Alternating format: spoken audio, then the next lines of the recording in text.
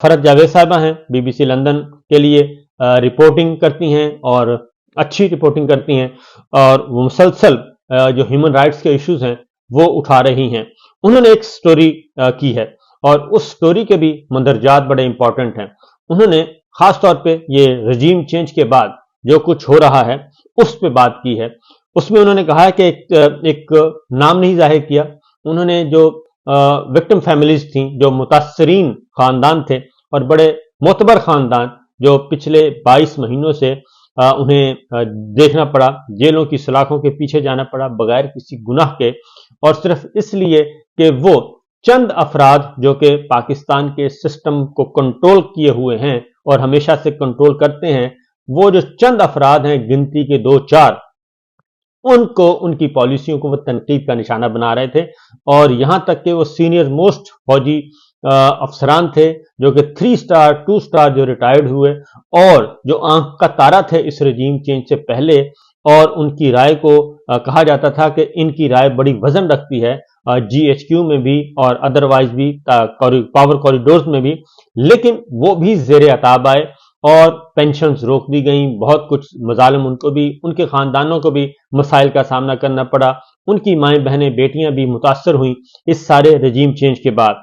और उन्हीं के चंद इक्तबासात हैं जी कि उस रिपोर्ट के BBC की जो रिपोर्ट है फरहत जावेद साहिबा ने की है कि एक सिविल इदारे के अफसर ने पैगाम दिया कि आप इमरान खान के लिए बात करना छोड़ दें। मैंने कहा इमरान खान के हक में नहीं बोल रहा, ना फौज के खिलाफ बात कर रहा हूं, मैं तो चंद अफराद की उन पॉलिसियों और मुदाखलत के खिलाफ हूं जो इस मुल्क को तबाही की तरफ लेकर जा रहे हैं। ये BBC को एक साबिक फौजी अफसर ने ये बताया, साबिक फौजी अफसर के खानदान ने ये बताया। मुझे कहा गया कि इमरान खान के हक में बयान या तज्जिया न दिया करो। एक सरकारी इदारे के अफसर ने कहा कि आप हमारे सीनियर हैं, अच्छा नहीं लगता आपको रोज नोटिस भेजकर बुलाएं और बिठाए रखें। हम मजबूर हैं, हमें कहा जाता है कि इसे सुबह शाम तक बिठाए रखो। ये बता रहे हैं मुतासरा फौजी खानदान और सीनियर मोस्ट फौजी अफसरान हैं। मुझे मालूम है कि ये किस फैमिली की बात हो रही है।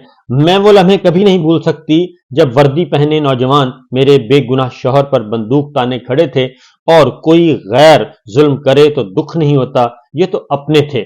और इसलिए अफसोस भी ज्यादा है कि एक साबिक फौजी अफसर की अहलिया के साथ ये कुछ हुआ और एक साबिक फौजी अफसर की खानदान के साथ ये कुछ हुआ।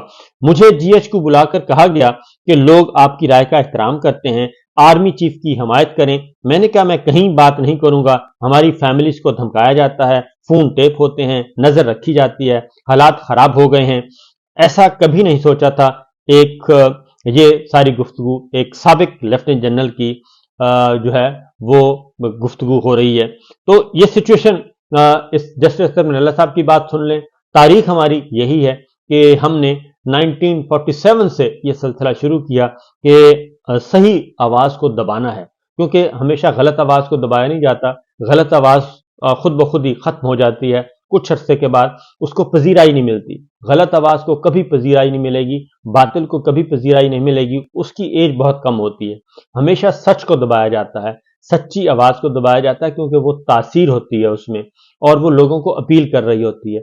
और वो एक बहुत बड़े तबके को, जो कि एक फेक हाइब्रिड तरीके से वो मुसल्लत होना चाहते हैं, उस तबके को वो मुतासर कर रही होती है और उसके मफादात को चैलेंज कर रही होती है, उसके मफादात को हिट हो रहे होते हैं उसके मफादात।